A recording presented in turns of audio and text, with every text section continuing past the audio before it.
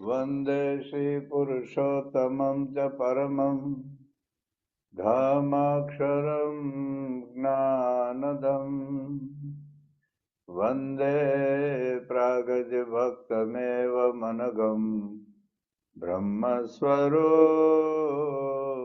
મુદા વંદે યજ્ઞપુરુષદાસચરણં શ્રીયોગિરાજં તથા વંદે શ્રીપ્રમુખં મહંતગુણિનં મોક્ષાય ભક્ત્યા સદા.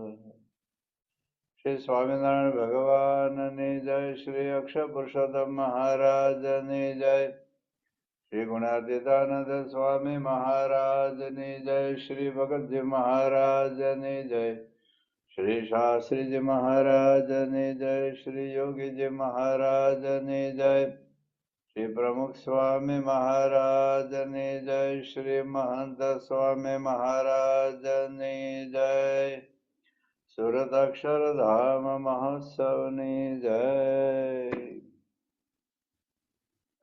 સ્વામિનારાયણ વચનામૃત ગરડા મધ્યનું 13મું તેજનું સ્વામિનારાયણ 1878 શ્રાવણ વદ અમાવાસ્યાના દિવસ સ્વામી શ્રી સહજાનંદજી મહારાજ શ્રી ગરડા મધ્ય દાદા ખાચરના દરબારમાં શ્રી વાસુદેવ નારાયણના મંદિરની ઓસરીએ ચાકડા પર વિરાજમાન હતા. ધોળો ખેત પહેર્યો હતો તથા ધોળી ચારડી હતી અને મસ્તક ઉપર શ્વેત પાક બાંધી હતી અને પોતાના મુખારવિંદની આગળ મુનિ તથા દેશ દેશના હરિભક્તોની સભા ભરાઈને બેઠી હતી. પછી શ્રીજી મહારાજે પોતાના 2 ભુજ ઊંચા ઉપાડીને સર્વેને છાના રાખ્યા અને પછી પોતાના મુખારવિંદની આગળ સ્તુતિ કરીને બેઠા. અવાજે સંત પ્રત્યે શ્રીજી મહારાજ બોલતા અવાજે, હે સંતો, જે મોઢેરાઓને વાતમાં સમજતા હોય આગળ બેસો અને એક વાત કરું છું તે સર્વચિત્તે તેને સાંભળજો. અને આજે મારે વાત કરવી છે તે કઈ ધમ્ય કરીને નથી કરવી તથા માને કરીને નથી કરવી તથા પોતાને મોટું વધારો સારું નથી કરવી. એ તો એમ જાણી છે જે આ સર્વે સંત તથા હરિભક્ત છે તેમાં તે વાત કોઈને સમજા જાય તો તેના જીવનું અતિ રૂડું થાય તે સારું કરીએ છે. અને આ જે વાત છે તે મારી દીઠેલ છે અને મારા અનુભવ કરીને પણ મેં સિદ્ધ કરી છે અને સર્વશાસ્ત્રમાં પણ મળતી આવે છે. અને એવા સભામાં કર્યા જેવી નથી તો પણ સભામાં કરીએ છીએ જે જ્યારે એ સ્વરૂપ જેને જાણ્યામાં આવે તેને જેમ અમને કોઈ વિશેષ સંબંધી સુખમાં આસક્તિ નથી તેમ તે પુરુષને પણ ક્યાંય આસક્તિ રહે જ નહીં. અને તે સ્વરૂપને તો તમે પણ દેખો છો પણ તમારા સમજવામાં પરિપૂર્ણ આવતું નથી. અને જ્યારે એ વાર્તા સમજવામાં આવશે ત્યારે પંચ વિષય કે કામ ક્રોધાદિક સ્વભાવ તે જીત્યામાં પ્રયાસ થશે છે જે જીતાઈ જશે. એવી રીતે જેને ભગવાનનું સ્વરૂપ જાણ્યું તેને અમારી પેઠે જ પંચ વિષયમાં ક્યાંય પ્રીતિ રહેતી નથી ને તે સ્વતંત્ર થાય છે. તો શ્રીજી મહારાજ હવે ભગવાનનું સ્વરૂપ સમજવાથી આપણને લાભ થાય છે એની વાત પોતે કરી રહ્યા છે. એમાં મુખ્ય વાત એમણે એ કરી કે ભાઈ પંચ વિષયમાંથી આસક્તિ વાસના ટળી જાય, કામ ક્રોધાદિક સ્વભાવ ટળી જાય અને એમની જેમ જ આપણે કાળ કર્મ માયા અને પંચ વિષયથી આપણે સ્વતંત્ર થઈ જઈએ. તો આપણે ગઈકાલે એ વાત કરેલી કે ભાઈ આપણા સ્વભાવ દોષો વાસના ટાળવા શા માટે? કારણ જો ટાળવાની જરૂરિયાત નહીં લાગે તો આપણે એનો ઉપાય પણ નથી અજમાવાના. જેમ આંખમાં કણું ખટકે તો આપણે કાઢીએ, ઘણી વખત કિડનીમાં પથરી હોય ખરી પણ આપણે દુખે નહીં ત્યાં સુધી આપણે એને દૂર નથી કરતા. અમારું પૂજ્ય વેદાંત પ્રિય સ્વામી છે સારંગપુરમાં. થોડાક વર્ષો પહેલા એ શ્રાવણ મહિનાના વિચરણમાં ગાંધીનગર બાજુ હતા એમાં અચાનક એને પથરીનો દુખાવો શરૂ થયો. એટલે તાત્કાલિક આપણે હોસ્પિટલ આવ્યા અમદાવાદ અને સોનોગ્રાફી કાઢ્યું ત્યારે ખબર એ પડી કે બીજી જે દુખતી તે તો હાવ નાની પથરી હતી પણ બીજી કિડનીમાં આટલો લઠ્ઠો પથ્થર જામી ગયેલો, કઠણ, આમ હથોડી મારે તો તૂટે ને એટલો પથ્થર જામી ગયેલો અને આખી કિડનીમાં એ આખો પથ્થર એ આખો ચોંટી ગયેલો પછી તો બહુ ભયંકર ઓપરેશન બધું બહુ થયું, માંડ બચ્યા. પણ એ પથ્થરો તો હતો જ, પણ હયલો નહોતો એટલે દુખતો નહોતો. એક નાની પથરી દુખતી હતી, એને લીધે ખબર પડી ને સોનોગ્રાફી કાઢી ત્યારે ખબર પડી કે આમાં એટલો લઠ્ઠો છે. એમ આપણામાં સ્વભાવના લઠ્ઠા પડેલા છે, પણ જ્યાં સુધી આપણને એનાથી દુઃખનો અનુભવ નહીં થાય ત્યાં સુધી આપણે કાઢીશું નહીં. તો આ સ્વભાવ દોષો વાસના એ શા માટે ટાળવા જોઈએ? બીજાને તો નુકસાન છે જ, આખા જગતમાં નુકસાન છે. આજે ક્રોધને લીધે કેટલી બધી હત્યાઓ થાય, દુનિયામાં જેટલી હત્યાઓ થાય ને આત્મહત્યાઓ થાય, દુનિયામાં જેટલા ક્લેશ અને કંકાસ થાય, ઝઘડા થાય, મારામારી થાય, એનું મુખ્ય કારણ ક્યાંક કામ, ક્યાંક ક્રોધ, ક્યાંક લોભ, ક્યાંક મોહ, ક્યાંક મદ, ક્યાંક મત્સર, ક્યાંક ઈર્ષ્યા, ક્યાંક અસૂયા, ક્યાંક રાગદ્વેષ, ક્યાંક અહમમત્વ, ક્યાંક મદ વિષયમાં આસક્તિ. આખી દુનિયામાં જે કઈ પ્રશ્નો છે એના મૂળમાં સ્વભાવ અને વાસના છે. તો જગતના લોકોને તો દુઃખ છે જ, પણ આપણને વધારે દુઃખ છે કારણ કે આવા ભગવાન સંત મળ્યા પછી આપણના સ્વભાવ દોષોથી વધારે નુકસાન છે. એ નુકસાનની જો આપણને પ્રતીતિ થાય તો પછી ઓમ શું અત્યારે આપણને બહુ નડતા નથી. આપણને એમ લાગે ઘરમાં ક્રોધ ન કરે તો કોઈ હકના ન રહે, પાર્કીમાં ક્રોધ ન કરે તો પછી કઈ મેલ ન પડે. આપણે જો પૈસા કમાવામાં આપણે જો આસક્તિ ન રાખીએ તો પછી આવું ભિખારી જેવા રહીએ. એટલે આપણે આપણા સ્વભાવને જસ્ટિફાય કરીએ છીએ કે થોડુંક તો માન રાખવું પડે, પણ એ આપણને ઈર્ષા, આપણને અભાવ ગુણ, આપણને ખટપટ એ નડતરરૂપ નથી થતી. તો ગઈકાલે આપણે વાત કરેલી કે સ્વભાવ દોષો વાસનાથી આપણને કેટલું નુકસાન થાય છે. તો ખાલી આપણે એની સ્મૃતિ કરી લઈએ તો પહેલી વાર તો છે અંતઃકરણ ભ્રષ્ટ થાય, બુદ્ધિ ભ્રષ્ટ થાય અને એ મય થઈ જવાય. બીજી વાત આપણે કરેલી કે અંતઃકરણમાં નાસ્તિક ભાવ આવી જાય, ભગવાનમાં નાસ્તિક ભાવ આવે, સત્પુરુષમાં નાસ્તિક ભાવ આવે, એના વચનમાં આપણને વિશ્વાસ ન આવે. ત્રીજી બાબત આપણે એ કરેલી કે ભગવાન સંતમાં મનુષ્ય ભાવ આવે, અને જો મનુષ્ય ભાવ આવે તો પછી મહારાજે લખ્યું છે કે પૂર્ણિમાના ચંદ્ર જેવો અમાવાસ્યા જેવો થઈ જાય. ચોથી વાત એ કરેલી કે સંતો ભક્તોમાં અભાવ ગુણ આવે, ને અભાવ ગુણ તો બહુ જ આપણું નખો જ વાળે છે. એના ઉપર જ મેં 450 પેજનું પુસ્તક લખ્યું છે, અભાવ ગુણ કેટલો ઝેર છે. ત્યાર પછી પાંચમી વાત આપણે એ કરેલી કે ભગવાનમાં પ્રીતિ થાય નહીં, અને થાય તો ટકે નહીં. છઠ્ઠી બાબત એ વાત કરેલી કે સાધના અને ભક્તિમાં વિઘ્ન આવે, એટલે ઠેઠ સુધી આપણે પહોંચાય જ નહીં, અને વિઘ્ન આવે એટલે પછી સાચી રીતે સાધના આપણે કરી શકીએ નહીં. સાતમી બાબત એ કરેલી કે સમાધિ. સમાધિ એટલે આપણે પહેલી તો સમાધિ થવાની નથી, પણ જે મનની એકાગ્રતા, ચિત્તની એકાગ્રતા, ઇન્દ્રિયો અંતઃકરણની એકાગ્રતા આપણી તૂટે છે ભગવાનના દર્શનમાં, ભજનમાં, ભક્તિમાં. એમાં આપણું મન વિષયમાં, સ્વભાવમાં એ જતું રહે છે. ત્યાર પછી આઠમી વાત એ કરેલી કે શ્રીજી મહારાજને ગુણાતીત સત્પુરુષને આપણી યાર સુવાળ ન થાય. ભેગા રહે ખરા, પણ મજા ન હોય. આપણે વાત કરી જેમ રેલવેમાં આપણે જતા હોય, બાજુમાં કોઈ દારૂડિયો હોય, સિગારેટ પીતો હોય, તો બેહવું તો પડે જ, બીજી સીટ નથી એટલે, પણ આમ સુવાળ ન થાય. એ મહારાજને સ્વામીને આપણી યાર સુવાળ ન થાય. નવમી બાબત એ કરેલી કે ભગવાન સંતની પ્રસન્નતા ન થાય. આપણે લાખ રૂપિયા સેવા કરી, થોડો રાજીપો તો છે જ, 2 કલાક સેવા કરો તો રાજીપો તો છે જ. આપણે સમય ઉત્સવમાં આપણે આર્થિક યોગદાન કરીએ, દેહ કરીને સેવા કરીએ તો રાજીપો તો છે જ, પણ એ રાજીપો 10%, 15%, 20% છે, પણ 100% રાજીપો ક્યારે થાય? તો મહારાજે પ્રથમના 58મા વચરામૃતમાં અને કાર્યાણ્યના 6ઠા વચરામૃતમાં, મધ્યના 27મા વચરામૃતમાં મહારાજે વાત કરી છે કે સ્વભાવથી મુક્ત થઈએ, જરાક પણ મલિન વાસના હશે તો ભગવાન રાજી નહીં થાય. 10મી વાત આપણે એ કરેલી કે આધ્યાત્મિક કલ્યાણ ન થાય, અક્ષરધામમાં ન જવાય. આ બહુ સ્વભાવ આપણને પાછા પાડે છે. અક્ષરધામમાંથી મહારાજ ધક્કો મારશે, એટલે મહારાજ લખ્યું છે પ્રથમનો 60મો વચરામૃત છે, સારંગપુરનો 4થો વચરામૃત છે, સારંગપુરનો 11મો વચરામૃત છે, મધ્યનું 25મો વચરામૃત છે કે સંપૂર્ણ અતિશય નિર્વાસનિક થઈએ, સ્વભાવ દોષો રહિત થઈએ તો જ આપણા અક્ષરધામમાં જવાની છૂટ છે. 11મી વાત એ કરી કે આવા ભગવાન સંતનો સંબંધ છૂટી જાય. કરોડો કરોડો કરોડો કલ્પો પછી આવા ભગવાન મળ્યા, આવા સર્વોપરી ભગવાન મળ્યા, આવા ગુણાતીત સત્પુરુષ મળ્યા, આવી દિવ્ય સંસ્થા મળી, આવો અક્ષર પુરુષત્વનો સિદ્ધાંત આપણા હાથમાં આવ્યો છે. આજે પૃથ્વી પર 8 અબજ માણસો છે, એમાંથી સ્વામિનારાયણ ભગવાન છે, ગુણાતીતાનંદ સ્વામી અક્ષર બ્રહ્મ છે, આજે મહંસન દ્વારા પ્રગટ છે, એવા 8 અબજ માણસોમાંથી જાણનાર કેટલા, જાણીને કંઠી પહેરનાર કેટલા, આશ્રય આવનાર કેટલા, સેવા ભજન ભક્તિ કરનાર કેટલા. પણ એમ છતાં આપણને 8 અબજમાંથી આપણે જેટલા BF ભક્તોની ટકાવારી કાઢો છે, એમાંના આપણે એક છીએ.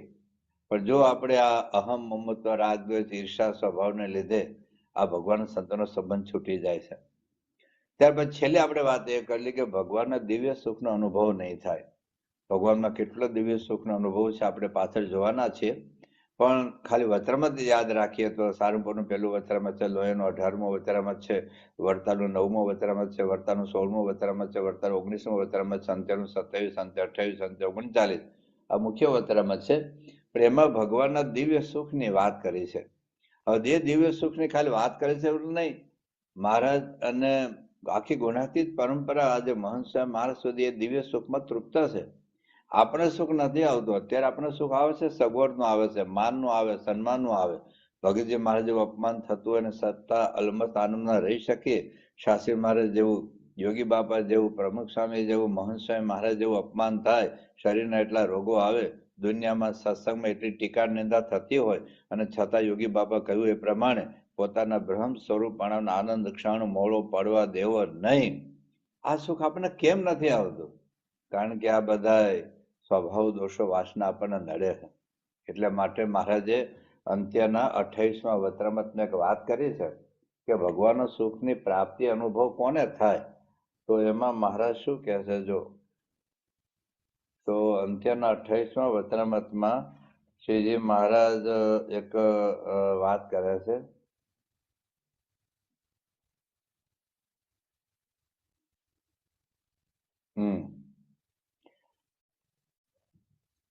ભગવાન સંબંધી સુખને કોણ પામે છે?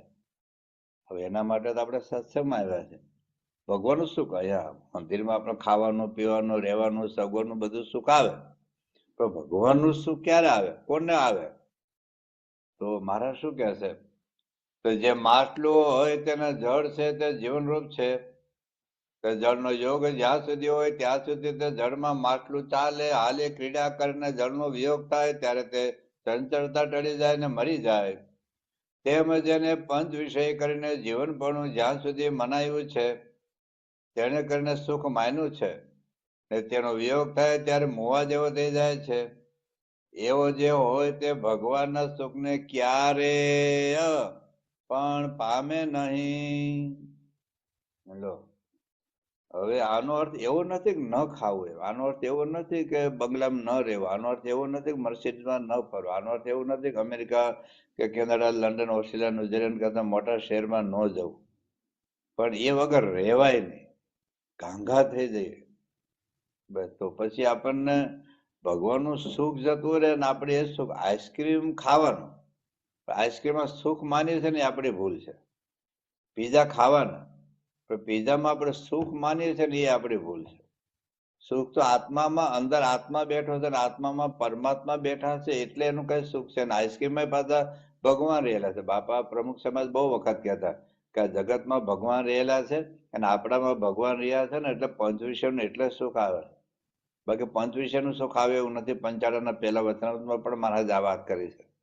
એટલે યત્કિંચિત ભગવાનનો સંબંધ છે, પણ મૂળ જે ભગવાનનું સુખ છે એ આપણને આવતું નથી. મહારાજ એમાં પંચાળાના પહેલા વચનામૃતમાં વાત કરી છે કે જેમાં અહીં દીવો હોય તો અહીં અજવાળું હોય, પણ થાય કે 10 ફૂટ થોડું અજવાળું, 50 ફૂટ જાઓ તો ત્યાં તો કઈ શિક્ષાપત્રી ન વંચાય, અને 100 ફૂટ જાઓ તો હા અંધારું જ લાગે આપણને. તો જેમ જેમ ભગવાનની નજીક જઈએ તેમ તેમ ભગવાનનું સુખ વધારે આવે. પણ ભગવાનની નજીક જવામાં રોકે છે કોણ? તો સ્વભાવ, દોષો, વાસના. ભલે ભગવાનના ખોળામાં બેઠા હોય તો ભગવાનની નજીક ન હોય. તો છે જ, મહારાજે વાત લખી છે પ્રથમનું 73મું અને મધ્યના 33મા વચનામૃતમાં. એટલે નજીક હોય તો લાખ ગાવ દૂર છે, હજારો ગાવ દૂર હોય તો નજીક છે, પણ એમાં નડતરું કોણ છે? આ સ્વભાવ, દોષો, વાસના. એટલે મહારાજ કે આ પંચ વિષયનું જે જીવન, આને આધારે હું જીવું છું ને, એ ન મળે તો આપણે ઘાંઘા થઈ જાય, આંકડા ઉતાવળા થઈ જાય. આપણે દ્રષ્ટાંત તો ખબર જ છે, લવિયા દરજીનું. ખાલી રીંગણાનું શાક ન બનાવીને કેટલો ગુસ્સો આવ્યો ને કેટલો પ્રશ્ન થઈ ગયા. તો રીંગણાનું શાક ન ખાવું એ પ્રશ્ન નથી, પણ ન થયું તો એને લીધે કેટલા પ્રશ્નો થયા. એવી રીતે દુનિયાભરમાં તમે આ જુઓ ને, ખૂન, આત્મહત્યાનું મૂળ કારણ આવું ક્યાંક આસક્તિ જ છે. તો મહારાજ હવે આગળ કહે છે, અને પંચ વિષય કરીને જેને જીવન પણ ટળી ગયું છે, એનો અર્થ એવું નથી ખાતો પીતો નથી, લગ્ન નથી કરતો, બંગલામાં નથી રહેતો, ઝૂંપડામાં. જનક રાજા બધું હતું, પર્વતભાઈ ગોરધનભાઈ દાદા ખાતર બધું જ હતું, પણ એનાથી એને જીવન પણ ટળી ગયું છે. તે જ ભગવાનના સુખને અનુભવે છે અને ભોગવે છે, ને એવાને જ ભગવાનના સુખની પ્રાપ્તિ થાય છે. અનુભવી આનંદમાં બ્રહ્મ રસના ભોગી રે, જીવન મુક્ત જોગિયા અંતરે અરોગી રે. બસ અનુભવી આનંદમાં બ્રહ્મ રસના ભોગી રે, જીવન મુક્ત જોગિયા અંતરે અરોગી રે. જેમ દેહની બીમારી હોય તો આપણને મજા નથી આવતી, તો અંતરની બીમારી છે. અને અંતરની બીમારી આ ગુણાતીતાન સ્વામીની વાતમાં લખ્યું છે કે અક્ષરધામ જેવું સુખ વર્તે છે, પણ એમાં કેટલાક દુખિયા છે. એમાં દેહનું દુઃખ થોડું અને મનનું દુઃખ વધારે. મનનું દુઃખ એટલે અભાવ ગુણ હોય, ખટપટ હોય, રાગદ્વેષ હોય, ઈર્ષા હોય, અહંકાર હોય, પંચ વિષયમાં આસક્તિ હોય. તો અક્ષરધામ જેવું સુખ વર્તે છે, બધાને આવે છે, આપણને નથી આવતું. એનું કારણ આપણામાં ક્યાં ખામે છે. બાજુનો રેડિયો વાગતો ને આપણે રેડિયો ન વાગે એટલે રેડિયો સ્ટેશન તો ચાલુ થઈ ગયું છે, આપણો રેડિયો બગડેલો છે. બગડેલું ન હોય તો પણ ઘણી વખત અંદર સેલ ન હોય, અથવા ઇલેક્ટ્રિક વાયર પ્લગ નીકળી ગયું હોય, અથવા આપણે બીજું સ્ટેશન ગોઠવીને બેઠા હોય, બાજુના રેડિયોમાં ભજન આવતા ને આપણા રેડિયોમાં પિક્ચર ગાય ન આવે, તો કે રેડિયો સ્ટેશન વાળા પક્ષપાત નથી કરતા. એ રાજકોટ સ્ટેશન ગોઠવીને બેઠા છે ને આપણે અમદાવાદ સ્ટેશન ગોઠવીને બેઠા છે. એટલે અક્ષર સત્સંગમાં આવ્યા પછી કેટલાકને માનો મોટપનું સુખ આવે, કેટલાકને સત્તાનું સુખ આવે, કેટલાકને આવડે, કોઈને કથા કરતા આવડતું હોય, પ્રવચન કરતા આવડતું હોય, તબલા વગાડતા આવડતું હોય, કોઈને મેનેજમેન્ટ કરતા આવડતું હોય, કોઈને ગાતા આવડતું હોય, તો એનો આનંદ લઈએ છીએ આપણે. ભગવાનનું સુખ તો બાજુમાં જ રહી જાય છે. ભગવાનનું સુખ લેવાનું છે, આવડતનું નહીં. આવડત બરાબર, આપણી આવડત ભગવાન સંતની ઠાકોરજીની સેવામાં આપણી આવડત કામ લાગી ગઈ, પણ આનંદ તો ભગવાનનો જ લેવાનો. સેવાનો પણ આનંદ નહીં. યોગી બાપા શું કહેતા કે અમે તો 3:30 વાગે ઉઠતા, ઠંડા પાણી નાતા, કાંટાને વાડો કરવા જતા, રોટલા કરતા, બહુ આનંદ આવતો. હર્ષદ દાદાએ પૂછ્યું, બાપા શાનો આનંદ હતો? કે ભગવાનનું મૂળ સુખ લઈએ, આપણે તપનું સુખ લઈએ, ત્યાગનું સુખ લઈએ. એમાં કોક નો કરતો ને હું વધુ તપ કરતો એનું સુખ આવે, કોઈક 5 ઉપવાસ કરવું, 7 કરવું એનું સુખ આવે, કોઈ 2 આરતીમાં જતો, 5 આરતીમાં જતો એનું સુખ આવે, કોઈક લાખ રૂપિયા સેવા કરે, હું 2 લાખ રૂપિયા સેવા કરું એનું સુખ આવે, કોઈક મંડળ સંચાલક હોય હું નિર્દેશક હોય એનું સુખ આવે. તો એ સુખ કોઈ નથી લેવાનું. ધર્મનું સુખ પણ નહીં, જ્ઞાનનું સુખ પણ નહીં, વૈરાગ્યનું સુખ પણ નહીં, તપનું સુખ પણ નહીં, ત્યાગનું સુખ પણ નહીં. વધુ ધ્યાન કરું છું, વધુ માનસિક કરું છું, વધુ સેવા કરું છું, એનું સુખ ભગવાનની મૂર્તિનું લેવાનું. પણ એ મૂર્તિનું સુખ લેવામાં નડે છે આ બધું. એટલા માટે બહુ જ મોટું નુકસાન છે ભગવાનનું. આટલું બધું દિવ્ય સુખનો આપણે અનુભવ ન થાય. આજે એક સામાન્ય કારણને લીધે આપણને આટલું બધું સુખ જતું રહે, એ નુકસાનીનો આપણને ખ્યાલ રહેવો જોઈએ. પછી મહારાજ એક વાત એ કરી કે સુખનો અનુભવ તો ન થાય, પણ અનંત પ્રકારના દુઃખનો અનુભવ થાય છે. બધા દુઃખ મહારાજે અત્યારે 8મા વચરામૃતમાં વાત કરી છે કે ઇન્દ્રિયો અંતઃકરણ નહીં જીતો તો ભગવાન ભેગા રહેશો ને તોય મજા નહીં આવે. કારણ કે આપણે આંખો વલખા માર્યા કરે, કાન વલખા માર્યા કરે, જીભ વલખા માર્યા કરે. ભગવાનની બાજુમાં બેઠો હોય પણ તોય બીડી તરફ લાગે, સભામાં તો ઉઠીને બહાર પીને પાછો આવે, હોટેલમાં ભજીયા ખાઈને આવે, ચા પીને આવે, મંદિરમાં ચાની વ્યવસ્થા ન થાય, બહાર હોટેલમાં ચા પીવા જાય અને આવીને પછી બે. એટલે ભગવાનનું સુખ પણ લઈને મારા ગુણાતીતાના વખતમાં પેલી આંબલી ખૂટી ગઈ, તમે શ્રીજી મહારાજના વખતમાં મહારાજનો સમાગમ જ કરવા આવ્યા હતા, તો આંબલી ખૂટી ગઈ, હવે જઈએ મહારાજ કે કેમ? બસ જવું છે. તો છોકરાઓ કઈ ગયું, મહારાજ એને પેલી અમારી તરોતને આંબલી ખૂટી ગઈ છે. મહારાજ કે અમે કાંઠે ગઈએ નહીં, તરોતને આંબલી આંબલી. તો મહારાજનો દિવ્ય લાભ છોડીને આંબલી માટે એ નીકળી ગયા ઘેરે, ગરડા રોકાયા નહીં. એટલે આજે દિવ્ય સુખનો લાભ છોડાવે એટલું તો ઠીક છે, પણ મહારાજ કે દુઃખનો અનુભવ થશે. આ અંત્યના 38મા વચરામૃતમાં પણ જો મહારાજ શું કહે છે કે કોઈ કાળે સુખ્યો ન થાય પણ એ દુઃખ ભોગવશે. તો અંત્યના 38માં વચનામૃતમાં મહારાજે આ વાત લખી છે.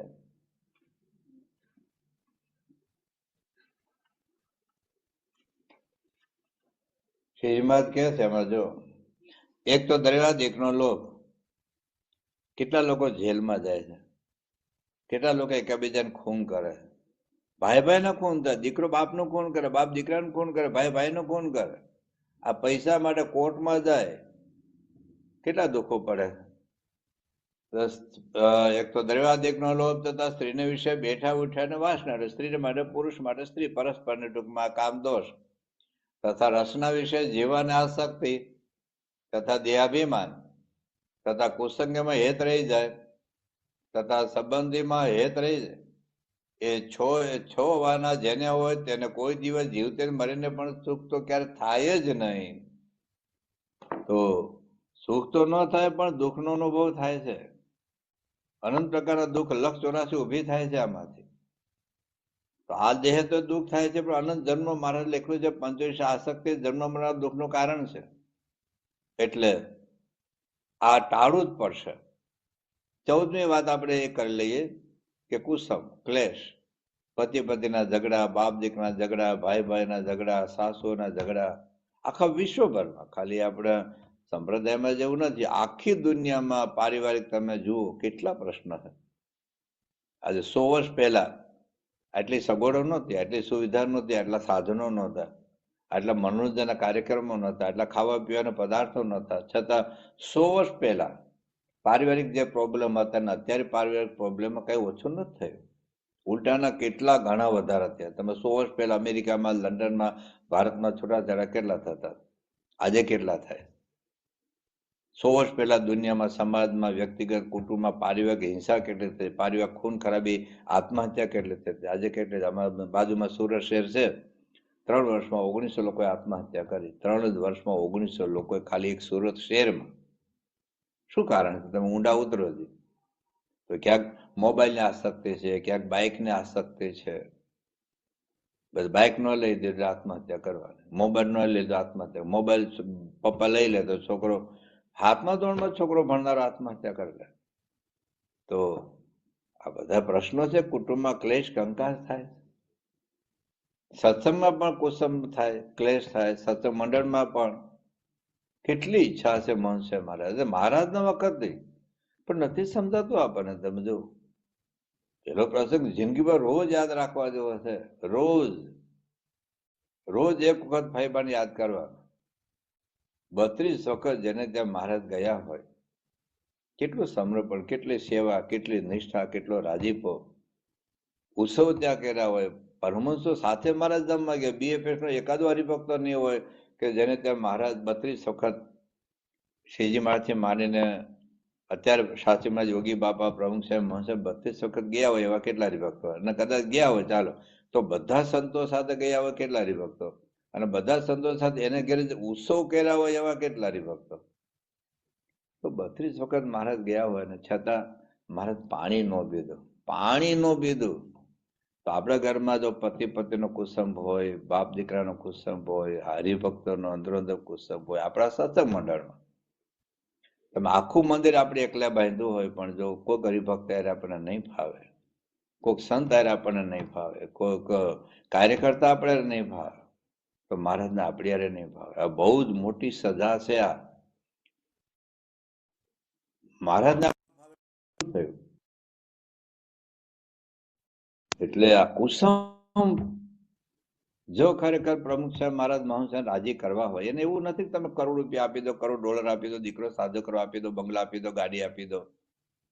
એ ભાઈભાઈ પાસે દીકરો માંગ્યો તો સાજો કરો આપી દીધો હોત, જમીન માંગ્યો તો આપી દીધો, બંગલો માંગ્યો તો આપી દીધો, મરણ મૂડી માંગ્યો તો આપી દીધી હોત, ઘરેણા માંગ્યા તો આપી દીધા હોત. પણ મહારાજને કશું ન જોતું. મહારાજ કે તમે સાચો ને સંબંધ સુધાર. હા, બહુ જ વિચારવા જેવું છે.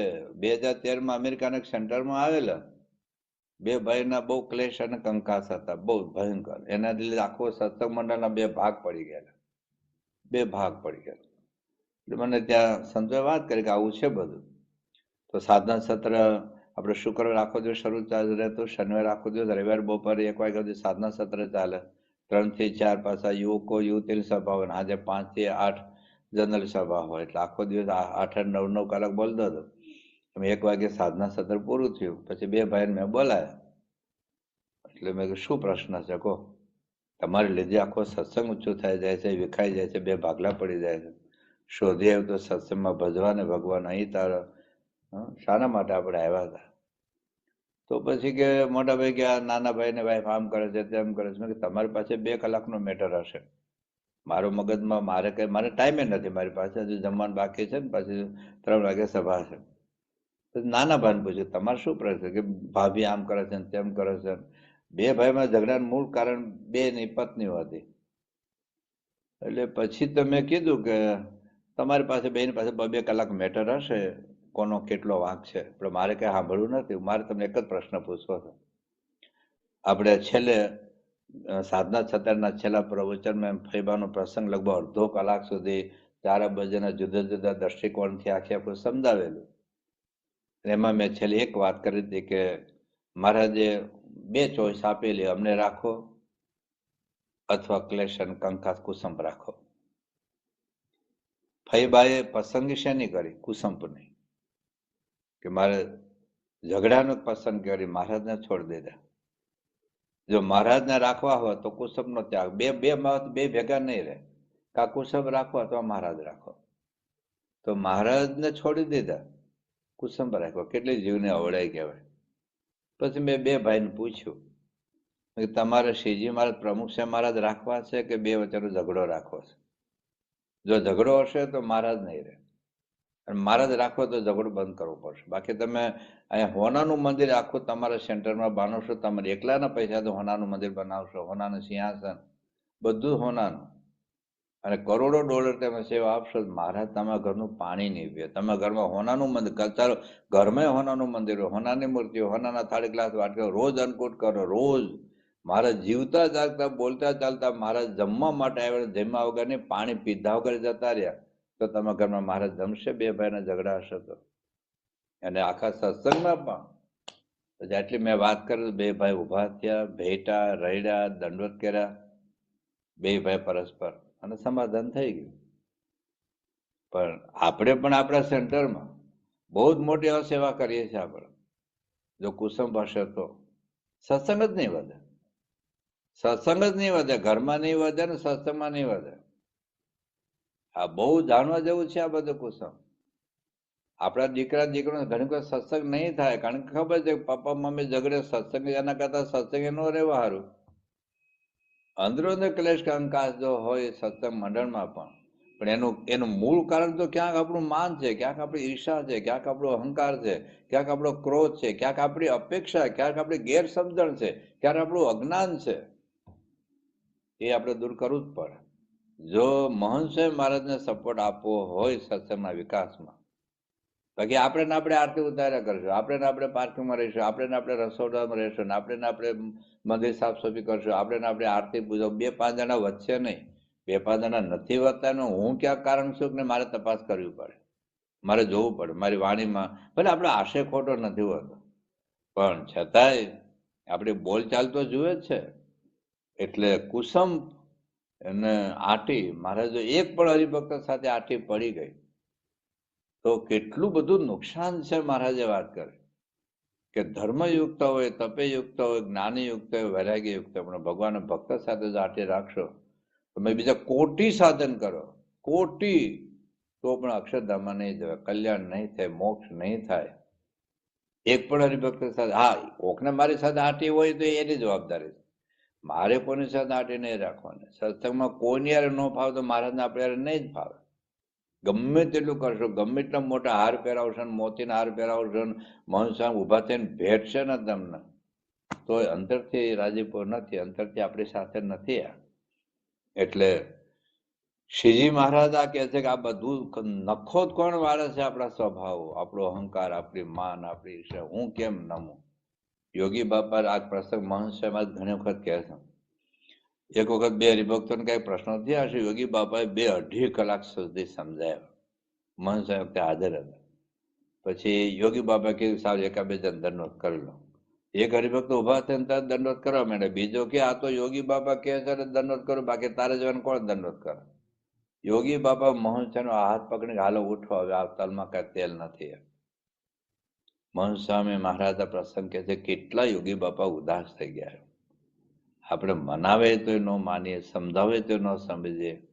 આ કેટલી બધી આ જન્મ એની અરે નહીં ભાવે, બસ કાંઈ નહીં કા હું નહીં, કાંઈ હું નહીં કાંઈ નહીં. અરે શું કરવા આવ્યા છે આપણે સત્સંગમાં? શોધે તો સત્સંગમાં ભજવા ને ભગવાન. આવ્યો તાર અંગમાં નહોતા મોટપ ને માન, સૌ સંત ને શિષ્ય નામ તો રે થઈને દાસો નો દાસ, ગુણ ગોવિંદજીના ગાવ તો જગત તો થયું દાસ. એ ગયું તારું ગાંઠનું, બીજું પેઠું પાપ, લઈ લીધું લક્ષણ લાઠનું, અવળું કર્યું આપ. બની વાત ગઈ બગડીને કવથાનું છે કામ, દિલે સળગે છે સગડી સૌનું થવા છે આપ. એટલે આ સ્વભાવ નખો જ વાળે છે. એટલા માટે મહારાજ એમ કે છે કે આ મારો મત છે. એટલા માટે જ મહારાજ આવ્યા હતા પૃથ્વી પર. આઘા કોઈ નથી માર્યો. મહારાજે આગા આપણે જોઈશું. મહારાજે કહ્યું પરમહંસોને કે મહારાજ કહ્યું અમે તો કોઈ રાવણ માર્યો નથી, કંસ શિશુપાલ માર્યો નથી, અમે તો હિરણ્યકશિપુ, તમે મને કેમ ભગવાન માનો છો? ત્યારે પરમહંસ કે એવા કામ ક્રોધ ને જે લોભ માજબર છે જગજોધ, એને જીતી કર્યો જે જયકાર, એથી કોણ મોટો અવતાર. જે જે પ્રાપતિ માયે પડ્યા, એ સર્વે ને શત્રુ નડ્યા, એને દિયે જે વિદારી, એ તો અવતાર ના અવતારી. તો મહારાજ કે હું તમને બ્રહ્મરૂપ કરવા માટે આવ્યો છું. બ્રહ્મરૂપ થવું એટલે સ્વભાવ દોષો વાસના દેવભાવથી મુક્ત થઈને અક્ષર બ્રહ્મના ગુણોને સાધનને પાણવું એ બ્રહ્મરૂપ છે. તો એ મહારાજનો મત છે. મહારાજ કે અમે એમ કે તમે દાદા ઉપવાસ કરો. પ્રથમ 38 વચનામૃત મહારાજ કહે છે કે અમારે જે મન નિર્વાસન જોઈએ. તમે ભલે ઘરમાં રહો, કુટુંબમાં કરોડપતિ અબજોપતિ રહો, પણ મહારાજ કે મનમાં વાસના નહીં. મહારાજ કે મારી એની યાર જ ભાવ છે. મધ્યના 50માં વચનામૃત એ વાત કરી છે. આ મહારાજનો મત છે. એના માટે જ મહારાજ આખું તંત્ર ઉભું કર્યું. પુરુષોત્તમ બોલ્યા પ્રીતિમાં મહારાજ 3-4 વખત એવું કહે છે કે મારે તો બધાને બ્રહ્મરૂપ કરવાનું તાન છે. એના માટે જ અમારી પ્રવૃત્તિ છે, એના માટે જ અમારું છે. આજે આખી ગુણાતીત પરંપરા શાના માટે આટલો પુરુષાર્થ કરે? એનું કોઈ માન ન જોતું, કોઈ મોટપ જોતું. મેં આટલા મંદિરો બાંધ્યા, આટલા સંતો બનાવીને, રાજભક્તો બનાવીને, આટલો મોટો ઉત્સવ કરીને, આટલું અક્ષરધામ બાંધ્યું, એને કાંઈ પડી નથી. એક જ જગ્યા બધું કરાવીને આપણામાં સ્વભાવ દોષો વાસના દેવભાવ ટાળવો છે ને એના માટે બધા પ્રસંગ ઉભા કરે. એટલે આ ટાળો કોઈ છૂટકો જ નથી. બસ એ જયારે આપણે લાગશે ને તો જ આપણે ભગવાનનું સ્વરૂપ સમજવાનો પ્રયાસ કરશું. ખાલી અત્યારે આપણે સભામાં બેહીએ છીએ, કથા સાંભળીએ છીએ, પ્રવચન કરીએ છીએ, વચનામૃત વાંચીએ છીએ, સ્વામી વાતો વાંચીએ, પણ જે ઇન્ટેન્સલી આજે દાખલા તરીકે હું એમ પૂછું કે ભાઈ જન્મટેપની જેલમાંથી કેવી રીતે મુકાય, કેવી રીતે છૂટાય? તો મને જન્મટેપની જેલ થઈ નથી. મને પ્રશ્ન પૂછવામાં રસ હશે, સાંભળવામાં જરાય રસ નથી. પણ જેને ખરેખર જન્મટેપની જેલ થઈ હોય અને એ જયારે વકીલને પૂછે ત્યારે એને છૂટવાની કેટલી ઇંતજારી હોય. આજે મને કેન્સર હોય ને હું ડોક્ટરને પૂછું કે કેન્સર થયું હોય તો કેવી રીતે ટાળું, મને કોઈ ઉત્તરમાં રસ નથી. પણ જેને એકચ્યુઅલી કેન્સર થયું હોય અને દવા કરી કરીને થાકી ગયો હોય અને પછી કોઈ ડોક્ટરને મળે તો એને એમ કે હું અઠવાડિયામાં કેન્સર મટાડી દઉં, પછી ઉપાય એ બતાવ્યું. કેટલો એ સાંભળવાની રુચિ અભિરુચિ હોય. 10 વર્ષથી જે કેન્સર નથી ટર્ન પેલો કે તને અઠવાડિયામાં કેન્સર તને જડમૂળથી નાશ કરી નાખો જો હું કહું એમ કરું તો, અને ત્યાર પછી સાંભળવાની કેટલી વૃત્તિ રહે. એ મહારાજ કે કોઈ સાધનો કે સ્વભાવ નહીં ટળે. એ ખાલી મારું સ્વરૂપ તમે સમજશો, પરિપૂર્ણ તમે સમજશો. પણ આપણે ટાળવાની ઈચ્છા હોવી જોઈએ ને. કે કોટી કલ્પે વચનામૃત વાંચજો, સારંગપુર 4 સારંગપુર રહી ગયો, અનંત જન્મે પણ આ ટાળો કોઈ છૂટકો નથી. તો બીજો જન્મ નથી લેવો ભાઈ સાહેબ. બીજો જન્મ કરવાનું હું પછી કે આફ્રિકામાં જન્મ કે બીજે ત્યાં જન્મ્યા, કદાચ ધાર કે સત્સંગમાં જન્મ્યા તોય અત્યારે આ લઠ્ઠા છે. અત્યારે આપણે 100 વર્ષ પછી મૃત્યુ પાય ને પાછા સત્સંગ કદાચ સત્સંગમાં જન્મ લઈએ. પણ કેવા લઠ્ઠા હશે, ધંધા બધા વિકાસના, છોકરા છોકરીના, બીજા ત્રીજા બધા પ્રશ્ન. તો હવે આ થોડીક જિંદગી છે, બસ 2-5 વર્ષની જિંદગી છે, પાર પાડી દેવું છે. એને પહેલા આપણા સ્વભાવ ઓળખવાના છે, ટાળવા છે. ટાળવા માટે મહારાજે કહે છે કે તમે આ સ્વરૂપ ઓળખો.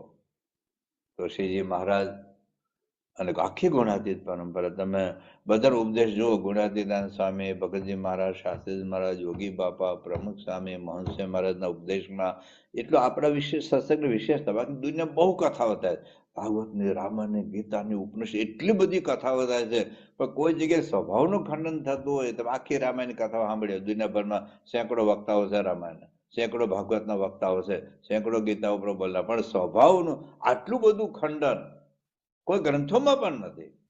આ ક્યાંક પ્રસંગ બે ન હોય, પણ આટલું બધું ખંડન, ક્રોધનું, માનનું, ઈર્ષાનું, અહંકારનું, સ્વાદનું, બધું જ, અને એનાથી શું નુકસાન થાય છે ટાળવાના જુદા જુદા ઉપાય, બધું જ વચનમતમાં જે ડાયગ્નોસિસ છે દુનિયાના કોઈ ગ્રંથોમાં આવું નથી. કારણ કે એમનો હેતુ છે આપણો.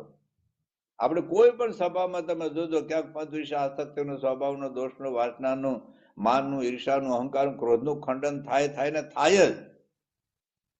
તો પ્રમુખ શાહ મહારાજ કહે છે કે સત્સંગમાં સ્વભાવ ટાળવા માટે જ આપણે આવ્યા છે. સ્વભાવ ટાળવા લાખ જન્મે છૂટકો નહીં થાય. એટલે સ્વભાવ ટાળવાની વાત મહારાજે કહે છે. હવે એની પહેલા જે મહારાજ જે મુખ્ય ઉપાય બતાવ્યા છે કે આ સ્વરૂપ તમે પરિપૂર્ણ સમજશો તો તમારા સ્વભાવ દોષો વાસના ટળી જશે. પણ એની પહેલા હવે જે આપણે મુખ્ય મુદ્દા પર આવવાના છીએ કે ભગવાનનું પરિપૂર્ણ સ્વરૂપ સમજવું એટલે શું. પણ એ સ્વભાવ ટાળવાના જે ઉપાયોમાં બીજા કેટલાક સહકારી ઉપાયો છે જે મદરૂપ થાય એવા છે સ્વભાવ ટાળવી, એની પેલી ચર્ચા કરી લઈએ. અને પછી જે મુખ્ય ઉપાય જે મહારાજ આખા વચનમતમાં જેના માટે આખો પ્રયાસ છે પોતાનું સ્વરૂપ સમજાવવાનો, એ આપણે પ્રયાસ કરીશું. તો પહેલી વાત તો એ છે કે અંતરદ્રષ્ટિ થવી જોઈએ. મને મારા સ્વભાવને જ ખબર ન હોય તો ટાળવાનો ક્યાં પ્રશ્ન. અથવા તો માનો ને મારા સ્વભાવ છે. તમે જો મેડિકલ રિપોર્ટ છે ને, રિપોર્ટ આપણે કઢાવીએ તો ખબર પડે કે મારામાં ડાયાબિટીસ છે, કોલેસ્ટ્રોલ છે. ખબર જ નહીં હોય.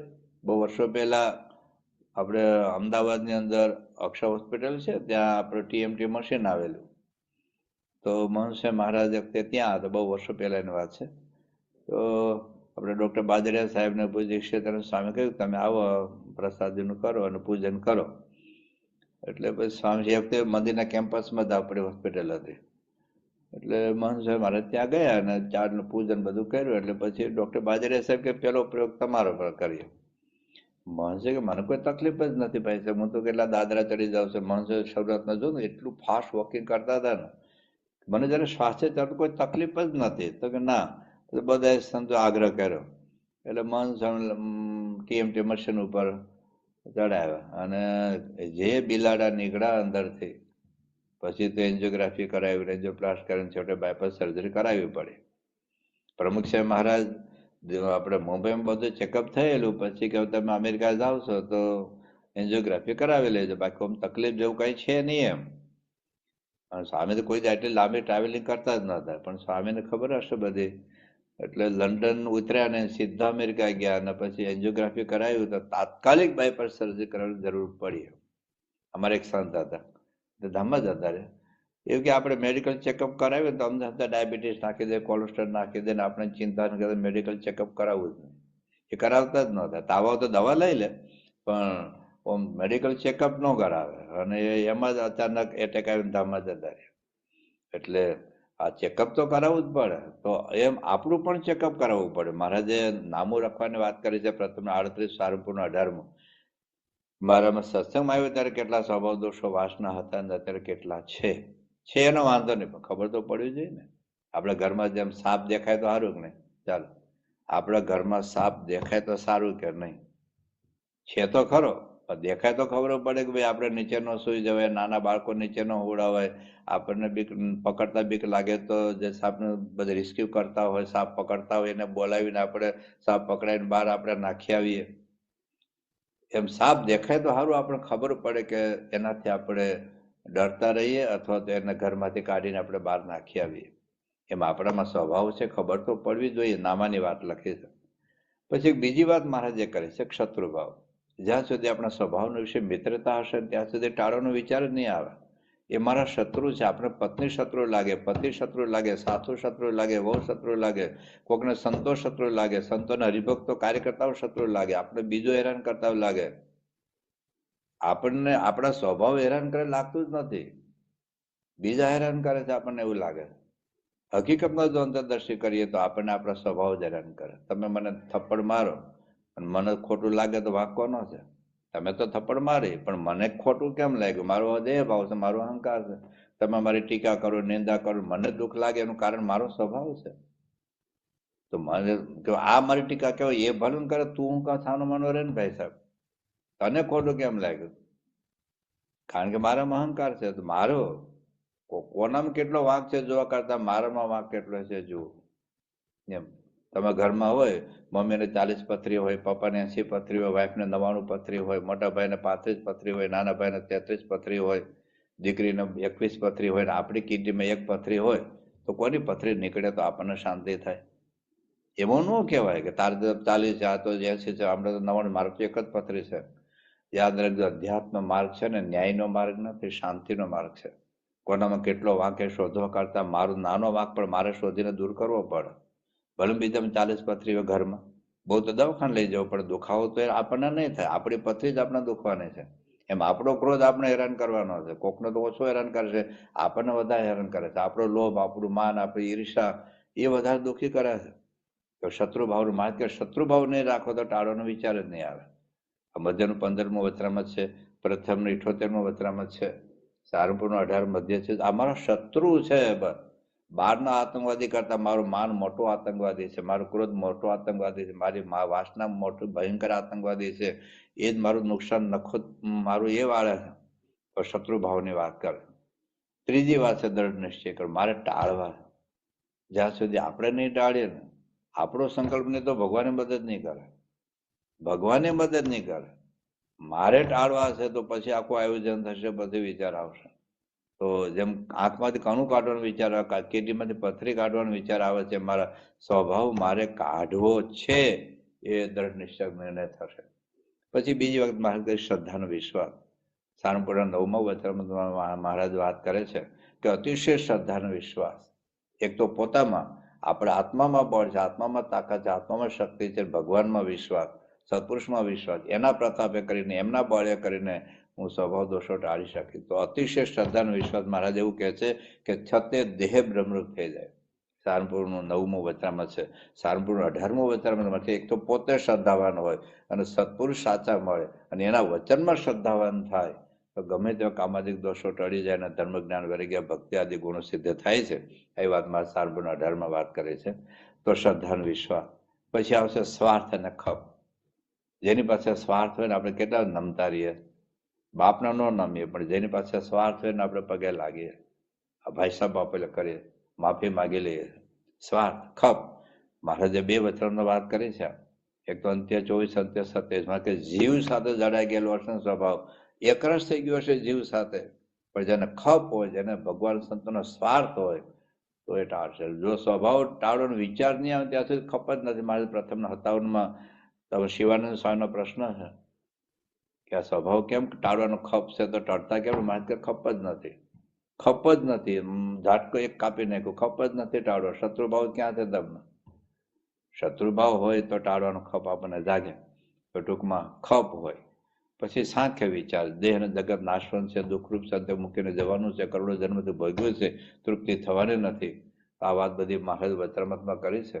તો સાંખ્ય વિચાર હોય તો પણ એમાંથી પાછું મન વળે. ત્યાર પછી આત્મનિષ્ઠાને તો મહારાજ બહુ બધી વાત કરી છે, જેને વાત આગળ આપણે જોઈ ગયા છીએ. પ્રથમનું 60મું વચરામત છે, પ્રથમનું 73મું વચરામત છે, સારંગપુરનું 1લું વચરામત છે, લોહીનું 10મું વચરામત છે, મધ્યનું 1લું વચરામત છે, અંત્યનું 39મું વચરામત છે, મધ્યનું 2જું વચરામત છે. આ બધા જ વચરામતમાં આત્મનિષ્ઠાની પણ ભૂમિકા છે, જે આપણે આત્મનિષ્ઠાની આગળ વાત આપણે કરી ગયા છીએ. તો એ પણ એક જરૂરી છે. અને બીજી વાત મહારાજે એક મહાત્મ જ્ઞાન છે, ભક્તિની વાત કરી છે. સારંગપુરનું 5મું વચરામત છે, અંત્યનું 20મું વચરામત છે, લોયાનું 1લું વચરામત છે. એમાં પણ આ મહાત્મ્ય લોયાનું 16મું વચરામત છે. તો આ વચરામતમાં પણ મહારાજે મહાત્મ્ય જ્ઞાન છે, જે ભગવાનની જે ભક્તિ છે એનાથી પણ સ્વભાવ દોષો ટળે છે, એ વાત મહારાજ લખી છે. ત્યાર પછી મહારાજે એક વાત કરી કે કથા વાર્તા. કથા વાર્તાથી પણ મહારાજે કાર્યનું 12મું વચરામૃત છે, અંત્યનું 24મું વચરામૃત છે મહારાજ કે, કારણ કે કથા વાર્તા ભગવાન મહિમા સમજે, ભગવાન મહિમા સમજવાથી આ બધું રિઝલ્ટ આવશે, તો એનાથી મહારાજ કે સ્વભાવ ટળશે. પછી ભગવાન સંતની સેવાની વાત કરી છે, મધ્યનું 7મું વચરામૃત છે, મધ્યનું 25મું વચરામૃત છે કે સેવા કરવાથી પણ આપણા સ્વભાવ દોષો ટળે છે. પછી મોટા પુરુષના રાજીપાની વાત મહારાજે પ્રથમના 58મા વચરામૃતમાં, મધ્યના 7મા વચરામૃતમાં વાત કરી છે કે મોટા પુરુષ અતિશય કૃપા દ્રષ્ટિ કરે તો સ્વભાવ દોષો તરત ટળી જાય છે. પછી દાસપણાની વાત કરી છે પ્રથમના 58મા વચરામૃતમાં કે અતિશય ભગવાનના દાસનો દાસ ગુલામનો ગુલામ થઈ રહ્યો તો ગમે તેવા કામાદિક વિકારો ટળી જાય છે, એ વાત મહારાજે પ્રથમના 58મા વચરામૃતમાં વાત કરી છે. પછી ભગવાન સંતનો પક્ષ રાખવાની વાત કરી છે, પ્રથમનું 78મું વચરામૃત છે, અંત્યનું 7મું વચરામૃત છે કે ભગવાન સંતનો પક્ષ રાખી તો એ રાજી થાય, રાજીપાથી આપણા દોષો ગમે તેઓ ટળી જાય છે, એવી વાત મહારાજે પ્રથમ 78 અને અંત્યના 7મા વચરામૃતમાં વાત કરી છે.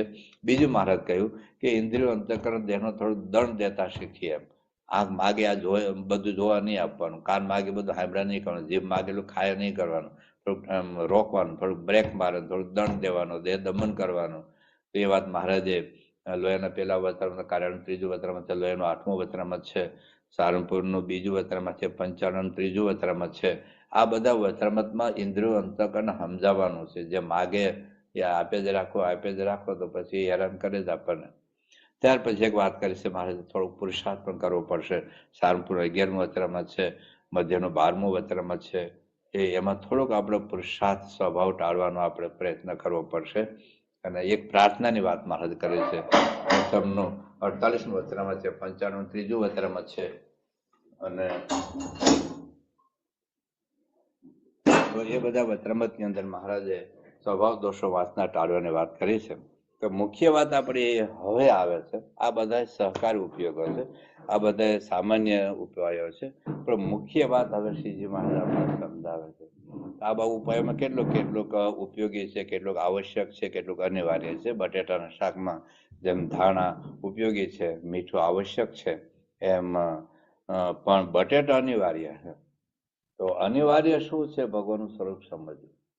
બધા આ જ બધું કરે જો ભગવાનની નિષ્ઠા જ ન હોય, ભગવાનનું સ્વરૂપ જ ન હોય, ભગવાનનો આશ્રય જ નહીં હોય, ભગવાનની ઉપાસના નહીં હોય, તો કશું સિદ્ધ થવા નથી.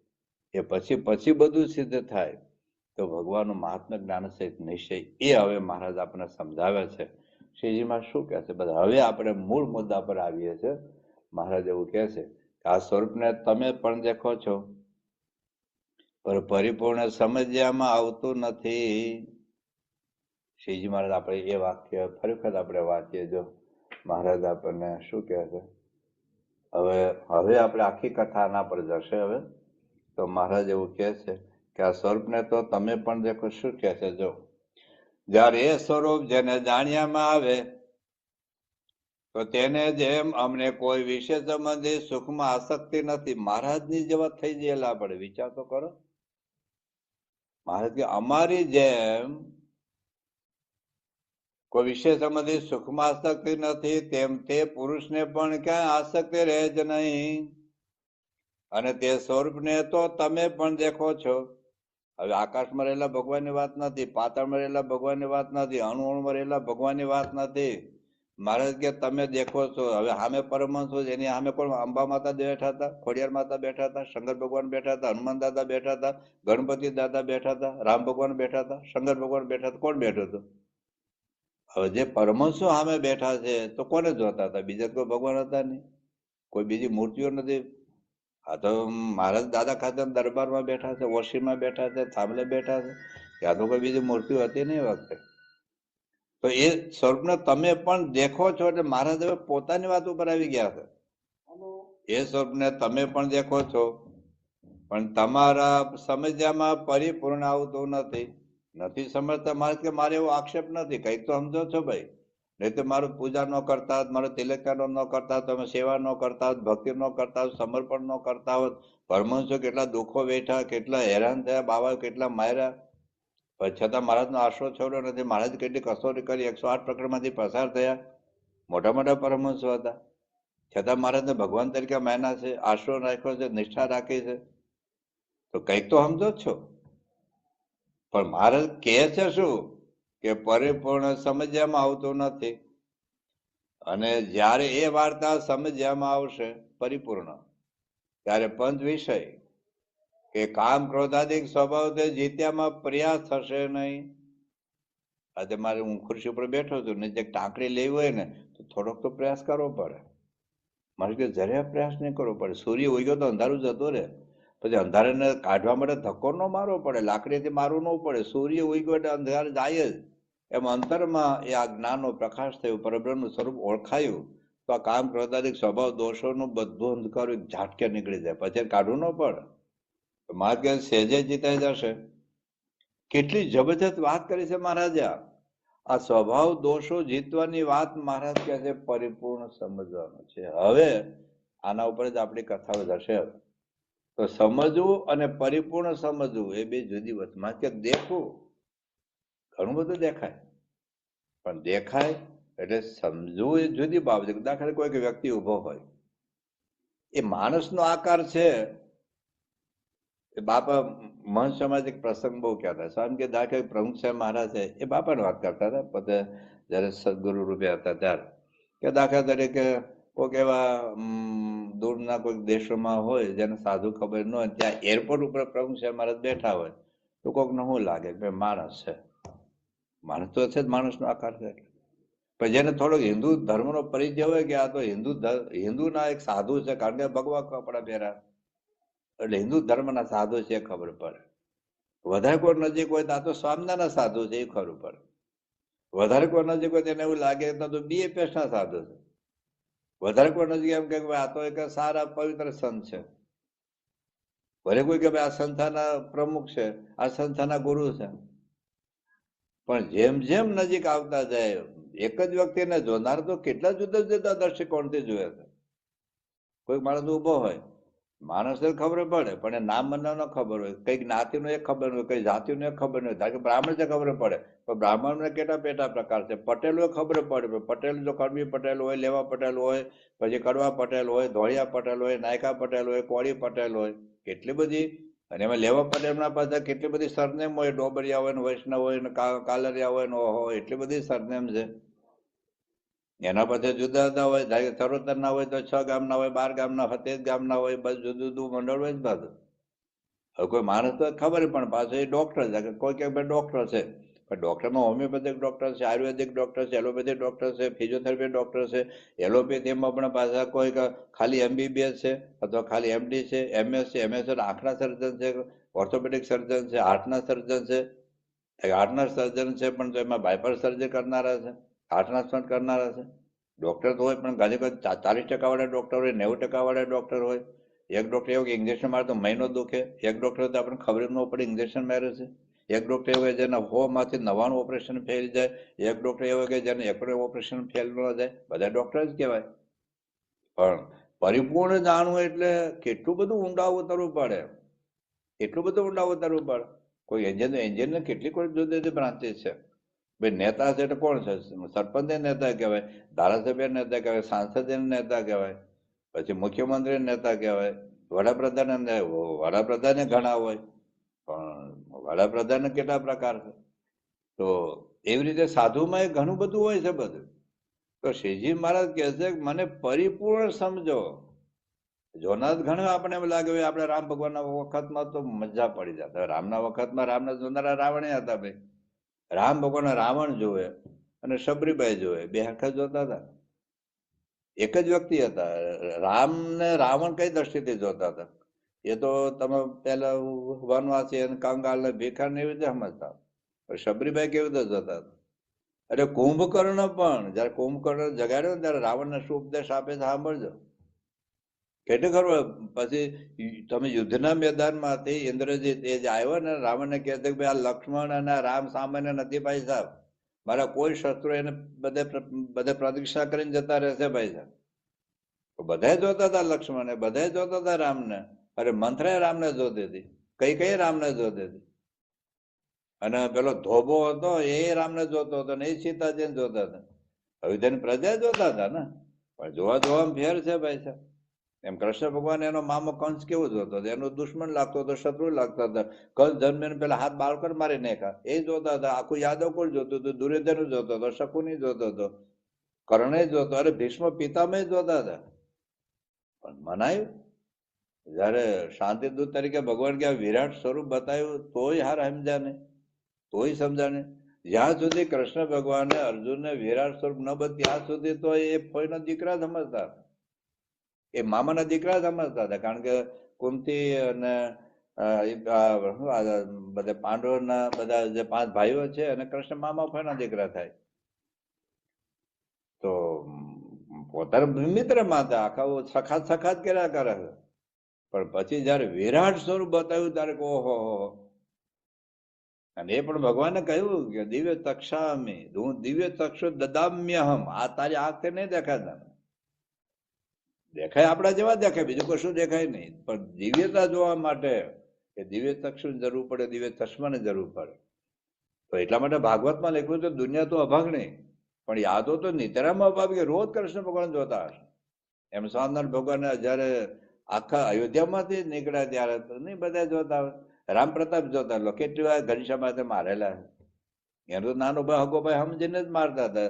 ધમાલ્યા તો તોફાન હતા, વેલા ઉખેડ નાખ્યા બધા મારતા હતા ને. કેટલા બધા બેક ને બધા કેટલા બધા મહારાજ ને બધા હેરાન કરતા. ઋષિઓ મુનિઓ મહારાજ ને જોતા હતા. ગુજરાતમાં આવ્યા પછી પેલો શુભ અમદાવાદ નો મહારાજ ને મારી નાખવાનું ષડયંત્ર કર્યું. મહારાજ ને તો જોતા હતા કે નહીં. આ ભુજ નો દિવાન, જુનાગઢ નો દિવાન, બરોડા નો દિવાન મહારાજ ને પકડવા માટે તૈયાર હતા. રોજ ગરડામાંથી મહારાજ ગેલા નદી જતા હોતા, નાતા બધા નહીં જોતા હોય. પણ છતાં બ્રાહ્મણો કેટલો વિરોધ કરતા હતા, બાવાઓ કેટલો વિરોધ કરતા હતા. તો સામનાને જોતા હતા. ઘણા એમાં એવું કે સહજાનંદ સ્વામી સમાજ સુધારે, સારું કામ કરે છે, બે ફટાણા બંધ કરાવે, દૂધ પીધ બંધ કરાવીને, સત્ય પ્રથા બંધ કરાવીને, યજ્ઞ હિંસામાં યજ્ઞો બંધ કરાવે, ઘણા સમાજ સુધારક તરીકે નોંધે. તો મહારાજે મને હજુ પણ અત્યારે પણ મોટા મોટા વિદ્વાનો છે, મોટા મોટા પંડિતો છે, મોટા મોટા જ્ઞાનીઓ પણ સ્વામિનારાયણ ભગવાન તો કેટલું ખંડન કરે, કેટલી ટીકા કરે, કેટલી નિંદા કરે. એક ભાઈ લખ્યું છે કે નકલી સ્વામિનારાયણ કઈ પુસ્તક લખ્યું, ડોક્ટર કૌશિક ચૌધરી છે. હજુ પણ છળ કપટ એક બીજું તમે પેલા સુરતમાં એક પુસ્તક લખ્યું, સ્વામિનારાયણ ખંડન કરે, છોડતા નથી હજુ. તમે દયાનંદ સરસ્વતી સ્વામિનારાયણ ભગવાન વિશે કેટલું ભયંકર લખ્યું. સત્યાર્થ પ્રકાશ, હું સત્યાર્થ પ્રકાશ, સત્યનો હું અર્થ પ્રકાશ કર્યો ભાઈ. બધાનું રામ ભગવાન ખંડન, કૃષ્ણ ભગવાન ખંડન, માતાજીનું ખંડન, હનુમાનનું ખંડન, ગણપતિનું ખંડન, સ્વામિનારાયણ ભગવાન તો ભયંકર ખંડન કર્યું. જોતા તો હોઈએ આપણે. પ્રમુખ સાહેબ મહારાજ લોકો નહીં જોતા હોય. કેવું અને કેવું લખતા હતા લોકો કે આ સદીમાં 3 દુષ્ટ લોકો પેદા થયા, જેને લાખો લોકોના નરકમાં નાખ્યા. કે હિટલર, સદ્દામ હુસેન, પ્રમુખ સાહેબ મહારાજ. કઈ દ્રષ્ટિથી લોકો જોતા હશે પ્રમુખ સાહેબ મહારાજ? શાસ્ત્રીવાદને ઝેર આપ્યું, કઈ દ્રષ્ટિથી જોતા હશે? જોતા તો બધા. ગુણાતીતાન સ્વામી માટે બેલું નાખ્યું, કઈ દ્રષ્ટિથી જોતા હશે? ગુણાતીતાન સ્વામી ધામમાં જેના માટે જે માનતા માને, કઈ દ્રષ્ટિથી જોતા હશે? ભગતજીના ઝેર આપનાર ભગતજીને કઈ દ્રષ્ટિથી જોતા હશે? ગુણાતીતાન સ્વામી પેલા ઉગા ખોમાને માર મારે કાઢી મૂક્યા, કઈ દ્રષ્ટિથી જોતા હશે? જોતા તો ખરા જ બધા, જોતા તો બધા જ. પણ જોવું મારે કે મને દેખો છો પણ પરિપૂર્ણ સમજતા નથી. ઘણા બધા એવા છે કે મહારાજનો દ્રોહ નથી કર્યો, રામ ભગવાન દ્રોહ નથી કર્યો, કૃષ્ણ ભગવાન દ્રોહ નથી કર્યો, અથવા તો સ્વામિનારાયણ ભગવાન દ્રોહ નથી કર્યો, ગુણાતીતાન સ્વામી, ભગતજી મહારાજ, સાતમા યોગી બાપા, પ્રમુખ મહોત્સવ દ્રોહ નથી કર્યો, ખંડન નથી કર્યું, ટીકા નથી કરી, નિંદા નથી કરી. પણ છતાં આપણા જેવા સમજે હારા સાધુ છે બસ. પણ જેમ જેમ સમજવું એ જુદી બાબત છે. એ મહારાજ એટલે કે છે કે પરિપૂર્ણ સમજવું. કદાચ આપણે તો કઈ પ્રમુખ દ્રોહ નથી કરતા, મહંસ દ્રોહ નથી કરતા. આપણે પૂજા ફોટામાં એના ફોટા પૂજામાં રાખીએ છીએ, દંડવત કરીએ છીએ, માળા કરીએ છીએ, જન્મ જયંતિ મહોત્સવમાં આપણે જઈએ છીએ. પણ અને એવું તો મારા વખતમાં બધા પરમહંસો કરતા જ હતા. 108 પ્રકરણમાંથી પસાર થયા.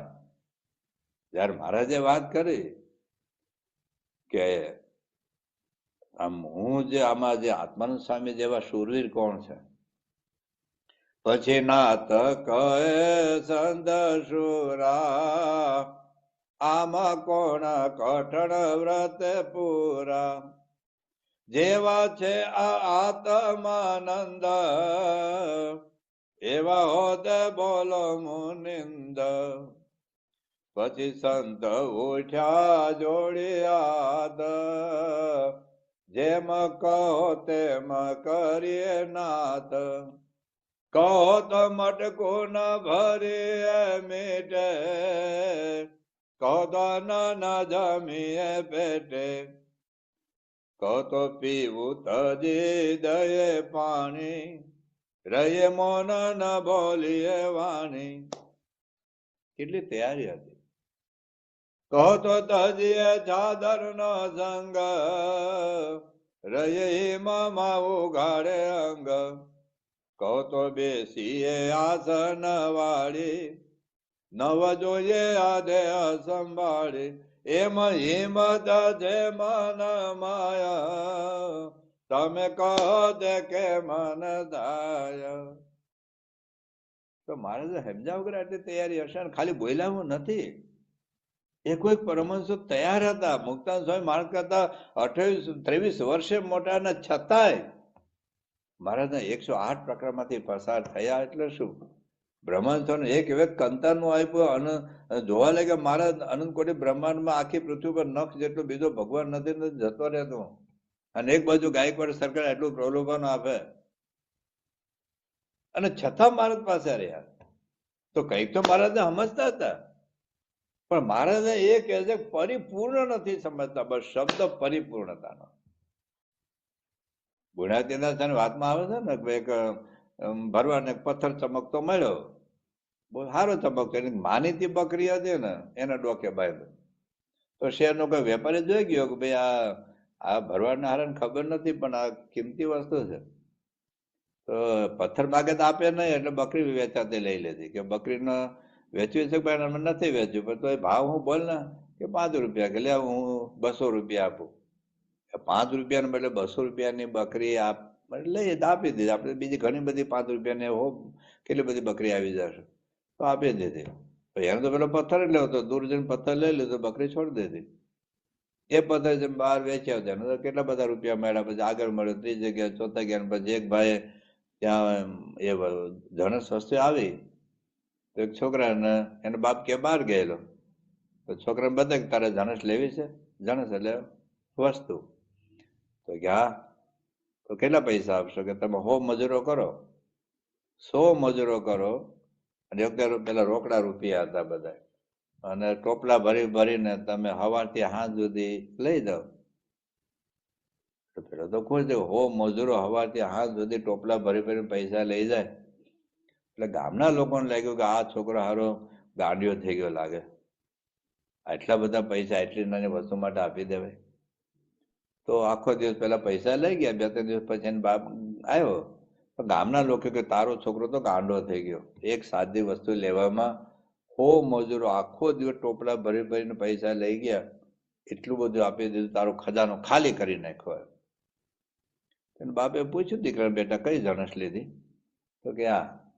તો કેટલા શું આપ્યું? કે આવું આપ્યું કે 100 મજૂરો સવારથી હાથ સુધી ટોપલા ભરી ભરીને પૈસા લઈ ગયા આપણી વખારમાંથી. તો તે એલા મફતમાં પડાવી લીધો, મફતમાં પડાવી લીધો. તો ગામના લોકોને કે આ દીકરો તો ગાંડો, પણ એનો બાપ તો ડબલ ગાંડો. પણ બાપને ખબર હતી કે આ ચંદ્રમણી છે. એ પૂર્ણિમાના ચંદ્ર ઉપર અગાસી ઉપર જયારે મૂક્યો તો કેટલા બધા હીરા માણેક મોતી આવ્યા. એક વાર્તા છે, પણ જેમ જેમ એ એનો મહિમા સમજતા ગયા તેમ તેમ એની કિંમત વધતી ગઈ. આ તો આપણે ત્યાં વાર્તા છે, પણ એક સત્ય ઘટના રીડર ડાયજેસ્ટમાં આવેલી. બહુ વર્ષો પહેલા મહંસે મહારાજા પ્રસંગ કહે છે ઘણી વખત કે એક ભાઈને ત્યાં એનો મિત્ર મળવા આવ્યો. તો ઓફિસમાં પેલો પેપર વેટ હતો, સારો પથ્થર હતો, ગોળ ચમકતો. કે કેટલા ડોલર? કે $2.5. કે મને આપને. કે હું બીજો લઈ આવ્યો, લઈ જાવ, તને ગમતો તો તમે મિત્રતાને ખાતા.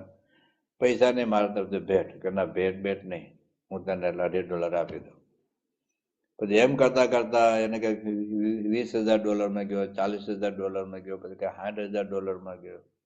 પછી મહંસ સમજાવે છે કે જે $60,000 જેને મળ્યા, 60,000 કે 60 લાખ, મને એક્ઝેક્ટ યાદ નથી, પણ ધારો કે $60,000 કહો, તો એ $60,000 જે મળ્યા એ હીરાના મળ્યા કે ઓળખાણના મળ્યા?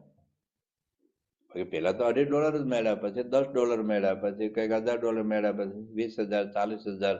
તો $60,000 મળ્યા પેલા ભાઈને, એ ઓળખાણના મળ્યા કે હીરાના? હીરા તો $2.5 નો જ પેલા હતો નીલમનો.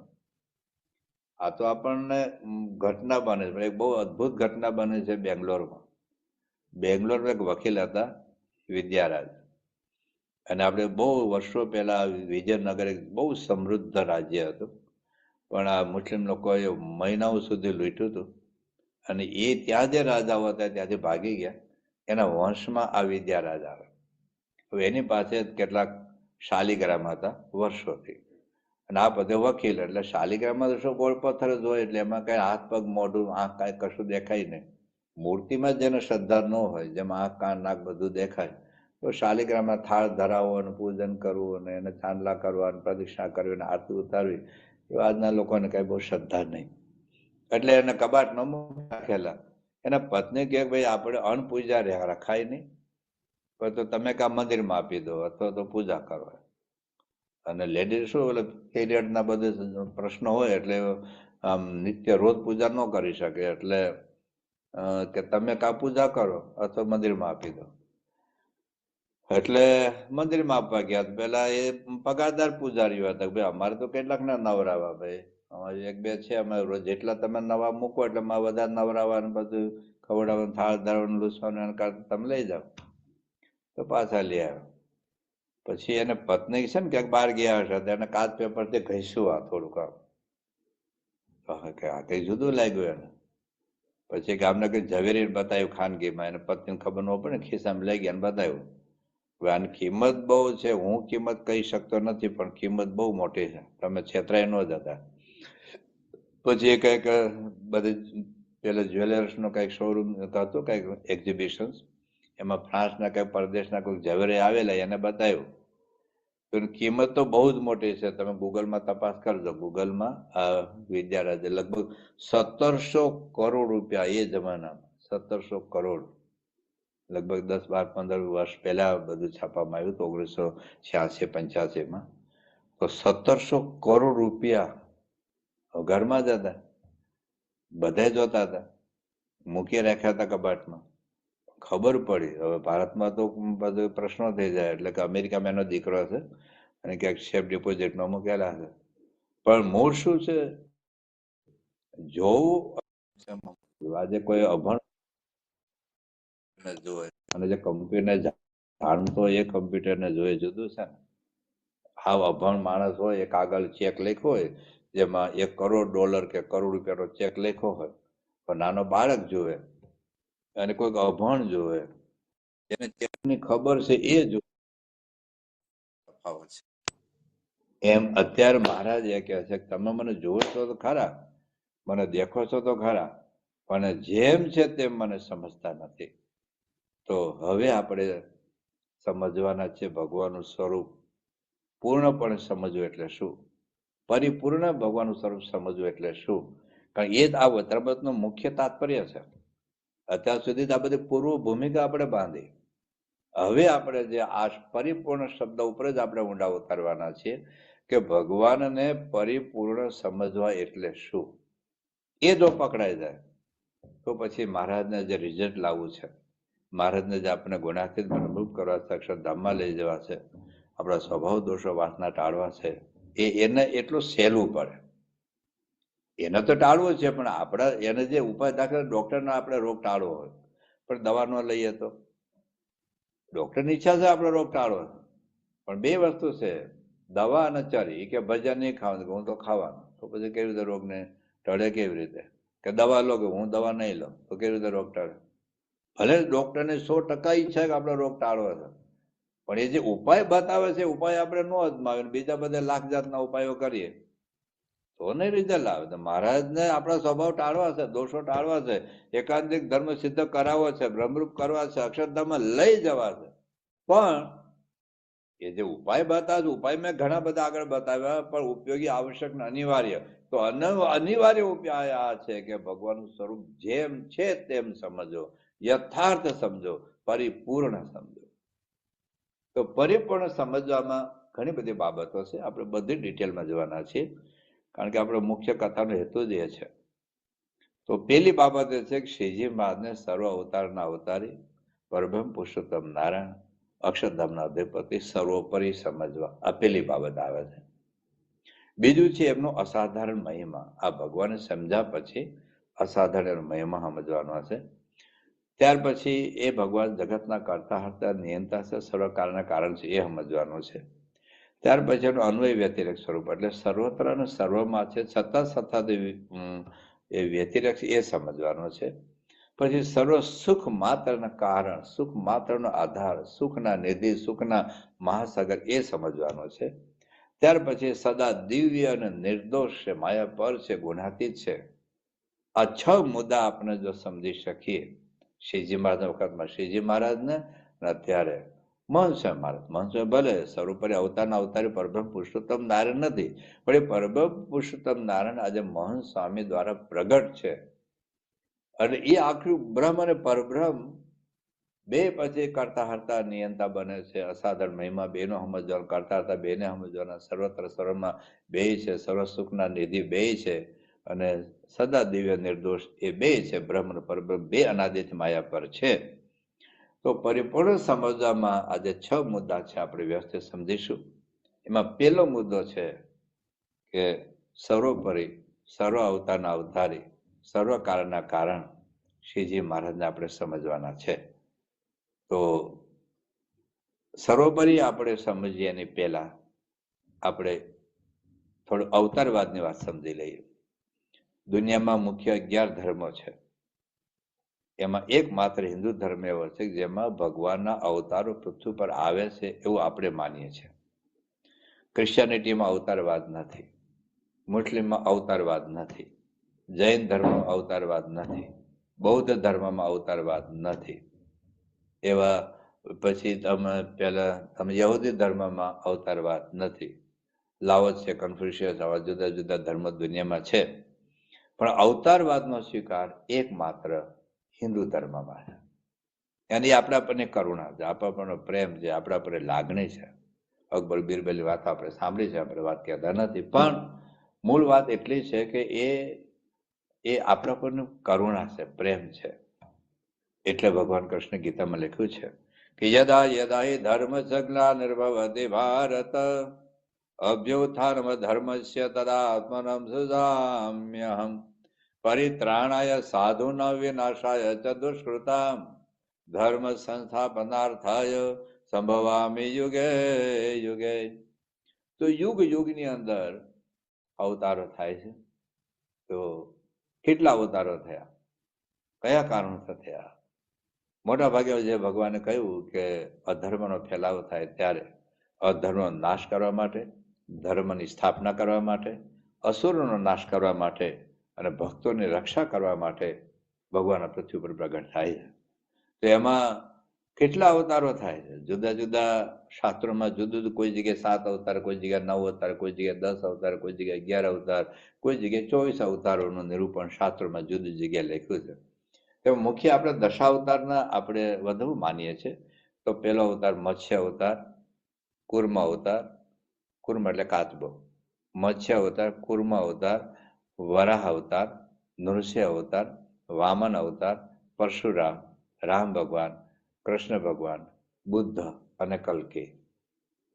તો કલ્કી તો ભવિષ્યમાં આવનાર છે, અને ત્યાંનું તો મંદિરનું ખાતમુહૂર્ત તમે મોદી સાહેબે કર્યું. તો આ 10 અવતાર આપણે મુખ્ય છે. કોઈ જગ્યાએ 24 અવતારનું નિરૂપણ છે. તો 24 અવતારમાં આ 10 અવતાર ઉપરાંત હયગ્રીવ અવતાર છે, વ્યાસ અવતાર છે, પૃથુ અવતાર છે, હરિ અવતાર છે, હંસ અવતાર છે, મન્વંતર અવતાર છે, પછી યજ્ઞ અવતાર છે, ઋષભદેવ અવતાર છે, ધન્વંતરી અવતાર છે, નરનારાયણ અવતાર છે, દત્તાત્રેય, કપિલ, નારદ અને મોહિની. આ 14 અવતાર બીજા છે. એટલે 24 અવતારનો ક્યાંક નિર્દેશ છે. પણ હકીકતમાં શાસ્ત્રોમાં શું વાત છે? હવે અત્યારે હું જે કાંઈ નિરૂપણ કરવાનું છે વચરામૃત રહસ્ય ભાગ 2માં છે. તમને એડ્રેસ આપી દઉં છું, પણ કદાચ ઘણા પાસે વધારે રહસ્ય ભાગ 2 નહીં હોય, અને હોય તો બધા મુદ્દા નહીં સમજાય. એટલે હવે હું જે કાંઈ મેં બધું લખેલું છે વચન રહસ્ય બીજા ભાગમાં જ લખેલું છે, અને બધા શાસ્ત્રોના સંદર્ભો આપેલા છે. પણ બધાની પાસે કદાચ વચન રહસ્ય ભાગ 2 નહીં હોય તો આપણને વાંચવું અઘરું પડે તો સમજવું અઘરું પડે. એટલે આપણે હવે બહુ ડિટેલમાં આપણે જવાના છીએ કે શ્રીજી મહારાજ બીજા અવતારો તે ભિન્ન કેવી રીતે છે, સર્વોપરી કેવી રીતે છે, સર્વ અવતારના અવતારી કેવી રીતે છે, આપણા શાસ્ત્રમાં અવતારવાદનું નિરૂપણ કેવી રીતનું છે. તો ભાગવતનો પહેલો સ્કંદ છે, 3જો અધ્યાય છે, અને 26મો શ્લોક છે. 1:3:26 એમાં લખ્યું છે, અવતારય અસંખ્યેયા હરેઃ સત્વ નિધેર દ્વિજાઃ યથા વિદાસીનઃ કુલ્યઃ સરસઃ સ્યુઃ સહસ્રશઃ. એવું કહે છે કે જેમ સરોવરમાંથી હજારો નાના નાના નાળા નીકળે એમ સત્વનિધિ જે ભગવાનનો અસંખ્ય અવતાર છે, અસંખ્ય, જેને કોઈ ગણતરી જ નથી. આ તો ભાગવતમાં લખ્યું છે અસંખ્ય અવતાર.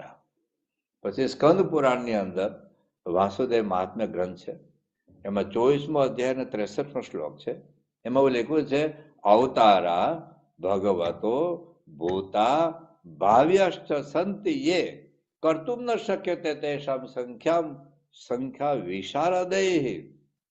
સંખ્યા વિશારદ એટલે જે સંખ્યા ગણતરીનો માસ્ટર હોય, ગણતરી કરવામાં જે ભેદાબાદ હોય, એ પણ અત્યાર સુધીમાં કેટલા અવતાર થયા, કેટલા છે અને ભવિષ્યમાં કેટલા અવતારો થશે એની કોઈ ગણતરી કરી શકે એમ છે જ નહીં. આવી વાત સ્કંદ પુરાણના વાસુદેવ મહાત્મામાં લખ્યું છે. હવે ભાગવતમાં 3જો સ્કંદ 9મો અધ્યાય અને બીજા શ્લોકની અંદર વિરાટ નાની નાભીમાંથી જયારે બ્રહ્માજી પ્રગટ થાય છે ત્યારે એમની સ્તુતિ એ બ્રહ્મા કરે છે વિરાટ નારાયણની. એવું એમાં શું કે છે, ગૃહિતમ અવતાર શતેક બીજમ, કે સેંકડો અવતારનું આપ બીજ છો, આપ કારણ છો.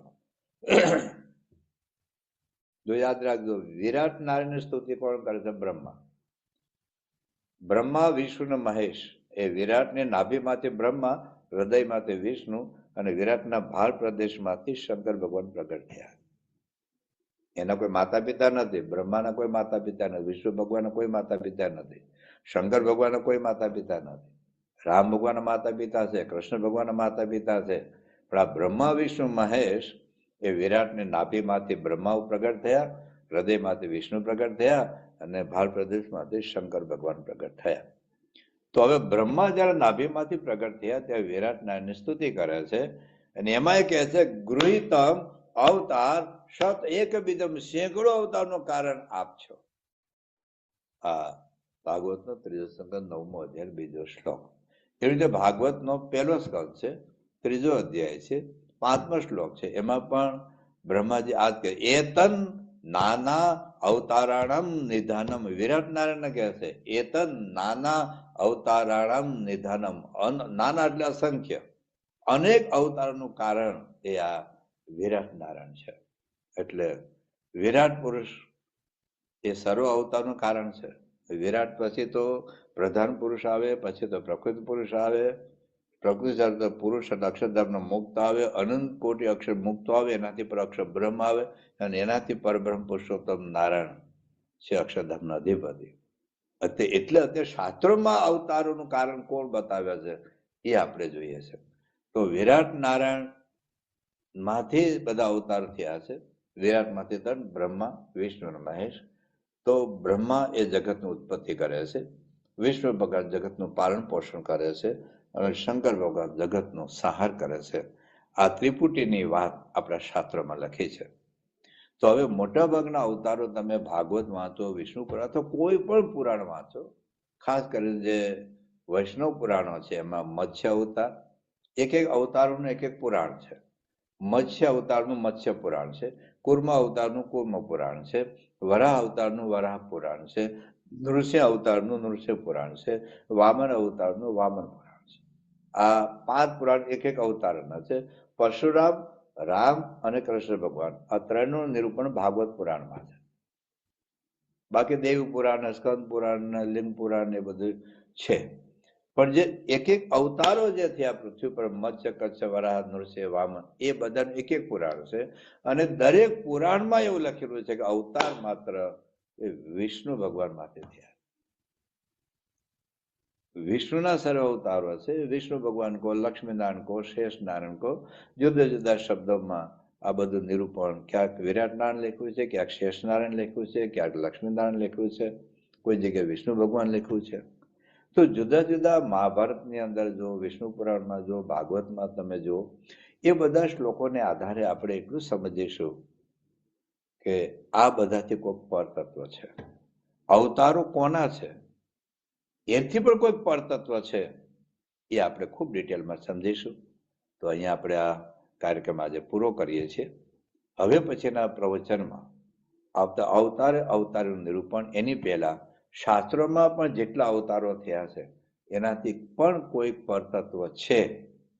એ લોકો શાસ્ત્રો વાંચતા નથી એટલે સ્વામિનારાયણ લોકો ખનન કરે, એટલે ખનન કરે. પણ હકીકતમાં આપણે શાસ્ત્રોના પુરાવા સહિત આપણે શ્લોક નંબર સહિત આપણે બોલીશું. અને આ બધું જ વતનનો રહસ્ય ભાગ બીજામાં 10મું આખું પ્રકરણ છે, 250 પેજ.